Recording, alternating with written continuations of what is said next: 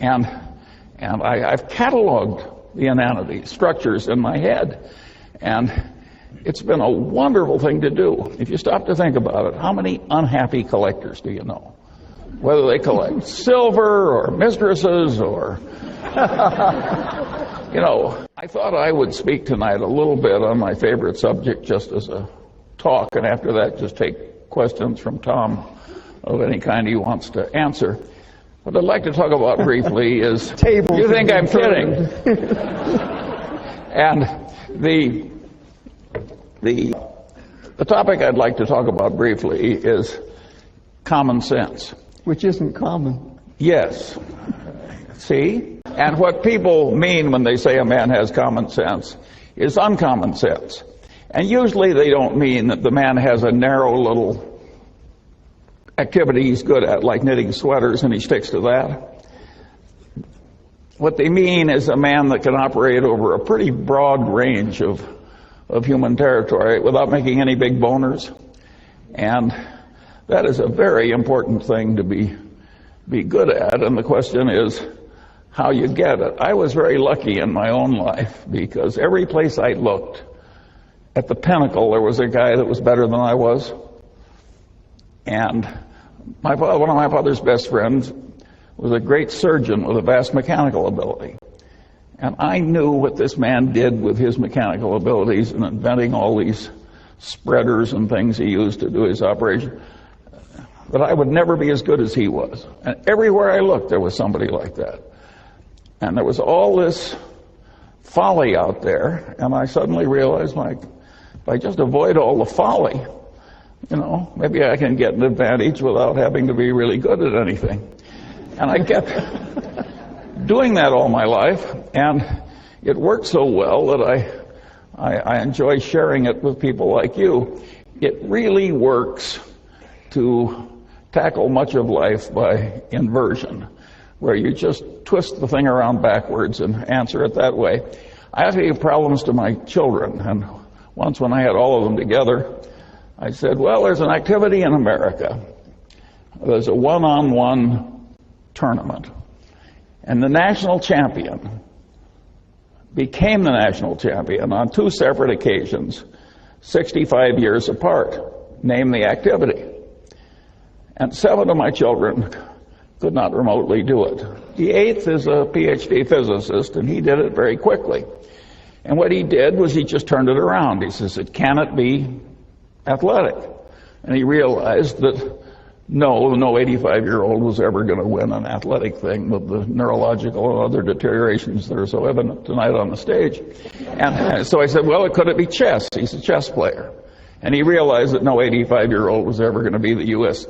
chess champion. He knows what a chess tournament is like.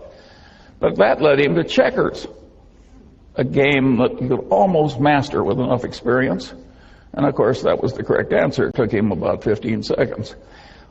All kinds of problems like that look so difficult. If you turn them around, they are quickly solved. And so this process that I've gone through life doing of identifying folly and trying to avoid it has worked wonderfully for me. Another trick that I got very early was that I loved big ideas that had a lot of instructive power. And I liked them so well that I didn't mind when they were in somebody else's territory. I just went in and took the ideas. So I paid no attention to the territorial boundaries of academic disciplines. And I just grabbed all the big ideas that I could. And then I used them in daily activity to solve problems and amuse myself and do self-education and so forth. Well, that makes me a collector. I'm a collector of inanity. And I've cataloged the inanities on structures in my head. And it's been a wonderful thing to do. If you stop to think about it, how many unhappy collectors do you know? Whether they collect silver or mistresses or, you know, by and large, collectors are happy. And collecting inanities is just wonderful. if you collect stamps the way I once did, I soon had a U.S. stamp collection I couldn't afford to add a stamp to. Well, what fun is collecting when you can't afford the next stamp? When you're collecting inanities, there's never a shortage. And there's all this low-hanging fruit.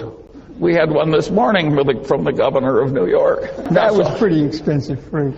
And so this is just a wonderful activity, and it's amused me and instructed me all my life. And another thing that I got into when I did that was to be very interested in seeing how these ideas interplayed together.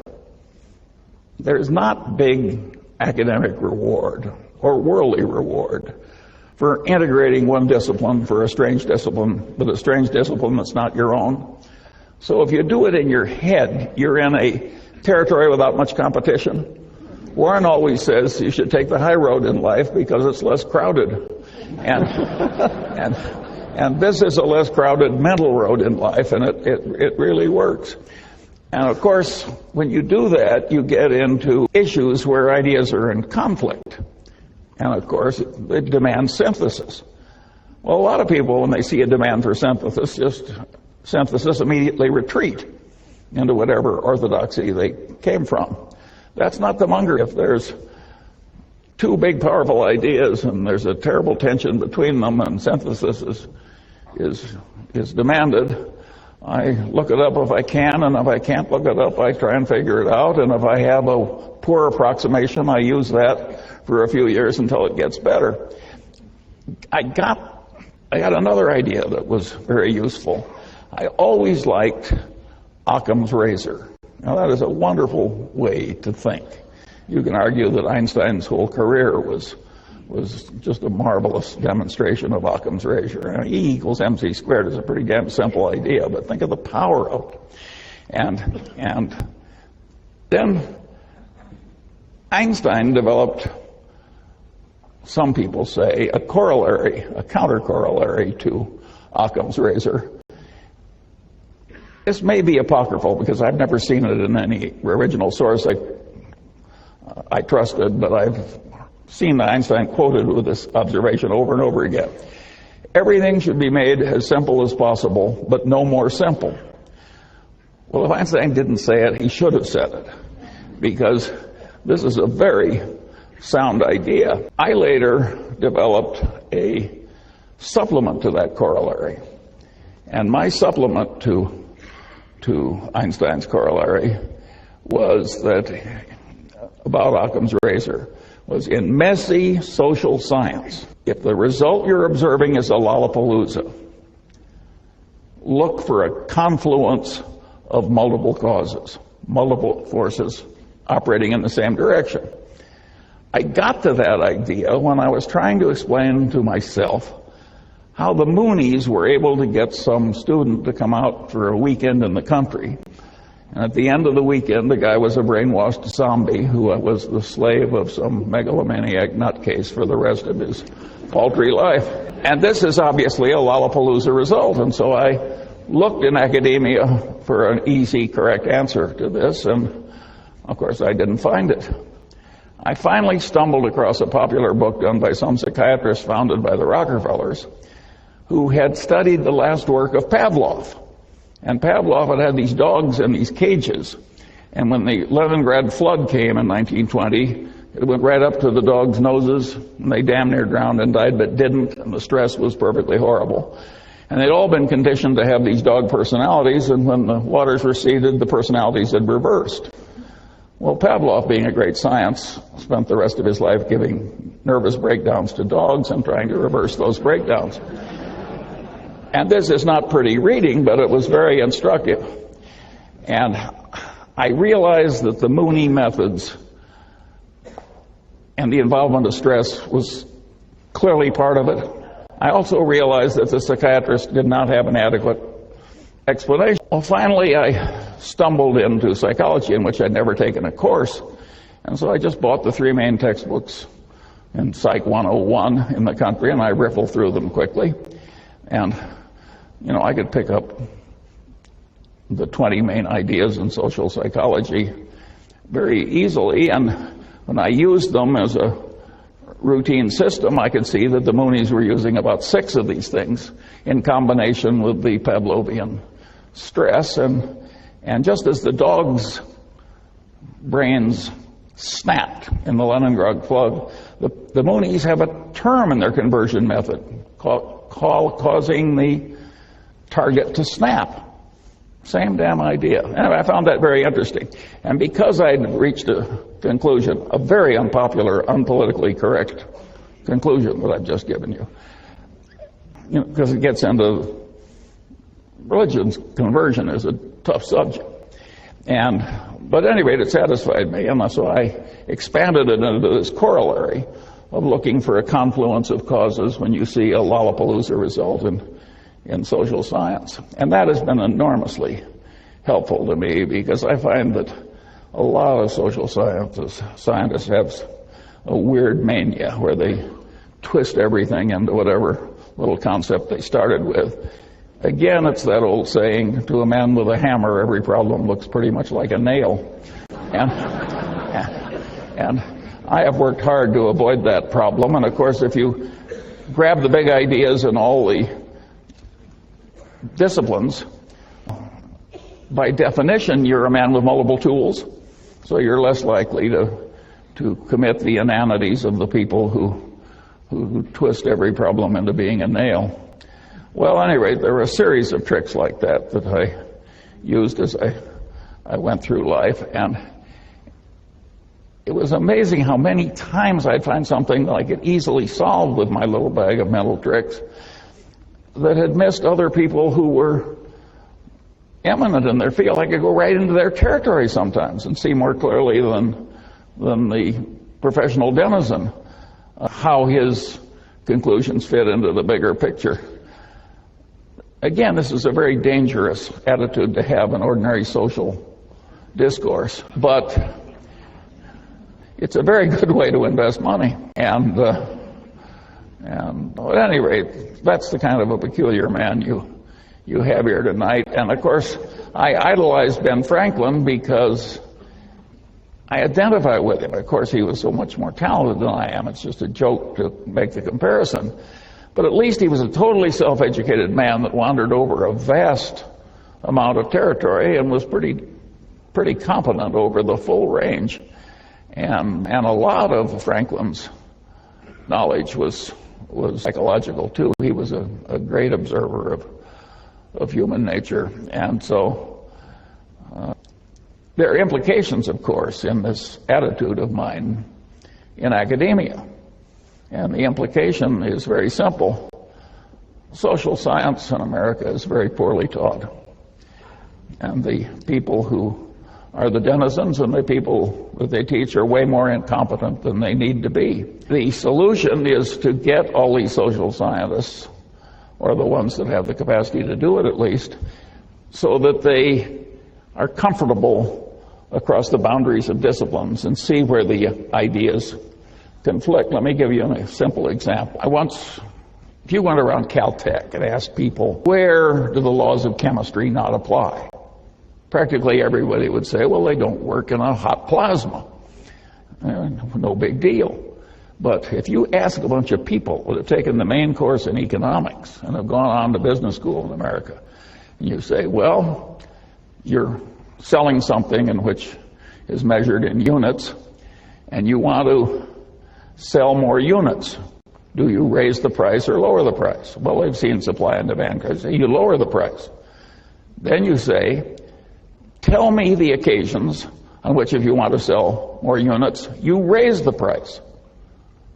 Now, this is an intelligent group. You've been through social science. I'm giving you some time. Will anybody who has the right answer raise his hand? Yeah, luxury goods. That's what do. About 1 in 50 comes up with the idea of luxury goods. Right. That the price is sort of a signal that it's high quality, and if it's not a signal of high quality, it's a way of bragging to your friends that you have both discrimination and money.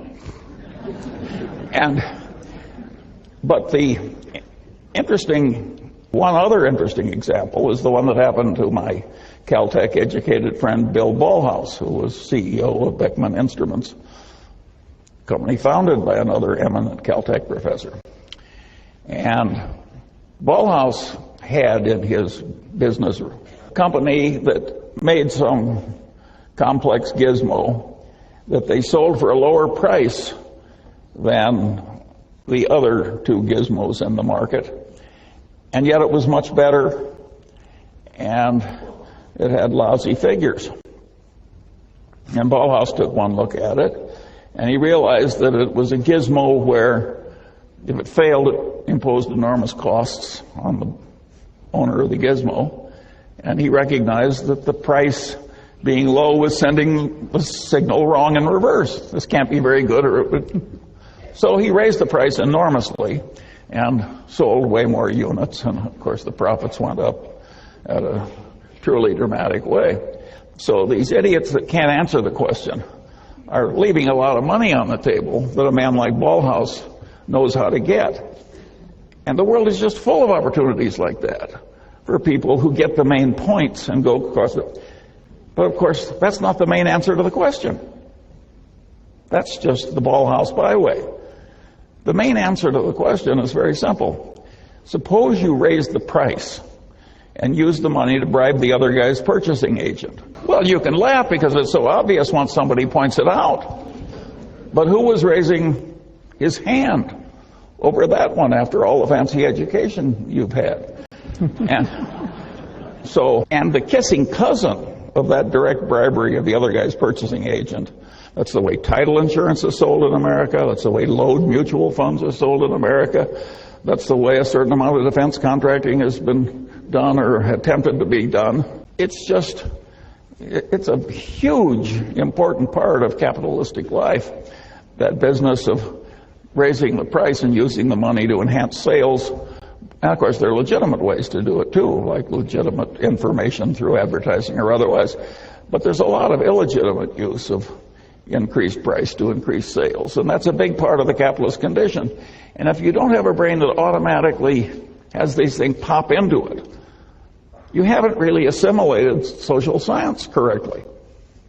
What good does it do to be able to pass a test parroting back to the professor what he told you? Well, that'll get you an academic label. But it won't get you the many millions of dollars Ballhaus made by raising the price. And it won't get you really fabulous investment results in life if it takes some imagination. If you don't see how all these things work and how they interplay. And of course, the way to get that competency, like any other competency, is to adopt the necessary elements and practice using it over a considerable period of time and a considerable area of complexity. And now, get to a really interesting question. Can we fix the social sciences so they aren't such total horses' asses? And the answer is yes. Is it likely to happen? The answer is no. It will happen eventually because, well, here I'm going to lose my humility prize. I had a guy in the Harvard Law Review ahead of me. He said to me once in the course of an argument, he said, "Charlie, think about it for a while and you'll agree with me because you're smart and I'm right." Well, the liberal arts are going to come to the Munger system in due course because they're smart and I'm right. It can be done better, but it can't be done better with a crazy reward system that allows people to be as silly as they are in many departments. I always liked the story of P.J. O'Rourke, who said, he says, the last communist dictator of Albania was a pure communist. And he finally threw out the Russian embassy because they'd lost the pure faith. And then he kicked out the Chinese communists because they'd lost the pure faith. And he said, finally, he was only comfortable with two places in the world. One was the communist dictator of North Korea, and the other was the English department at Yale. Well, you think I'm kidding, but there is a lot of extreme craziness in some of the liberal arts, and they select people who share their craziness. And And it is not necessary that academia tolerate forever this lack of multidisciplinary competence. It's not that hard. If some aging, untrained old man can do it, surely the young, brilliant liberal arts people can do it. It will take a different incentive and a different system. It might even be that a place like Caltech could do it, but they'd have to get a rather unusual person to do it for them. Oh, All right, now I'll turn it over to... Actually, I'd like to...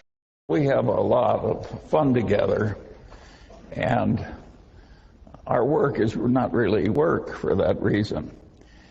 And yes, we take each other down a little bit promptly, but we do it in a collegial fashion. We've never had a serious argument in all these years. And of course, it's like an old married couple after a while. You know, one grunt and two twitches, and you've conveyed your whole on the subject. And that's the way it works.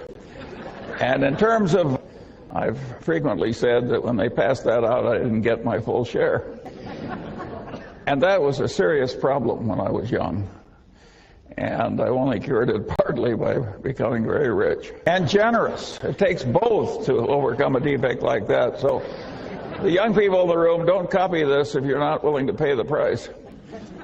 Well, I don't, but if humility means that you know the edge of your own competency. Yes. And you aren't arrogantly stepping over the boundary, I'm very good at that. But within my area of competency, my best friend would not adore me for my humility. Yeah, well, I'd redefine humility as knowing what you don't know. Yes, well, both Warren and I are very good at that. One of these guys at the Berkshire meeting from one of the foreign publications said, why do a couple of guys in a little place in Omaha do so much better than all these powerful minds in great institutions? And I said, well, I think Warren and I know the edge of our competency better than other people do. And that's humility in the umbrella sense, and that is a very important thing to know. I say over and over again, it's not a competency if you don't know the edge of it. You are a disaster if you don't know the edge of your own competency. Warren frequently says, I'd rather deal with a guy with an IQ of 130 who thinks it's 125 than a guy with an IQ of 180 that thinks it's 200. That second guy will kill you. And so it is very important to know the edge of your own competency.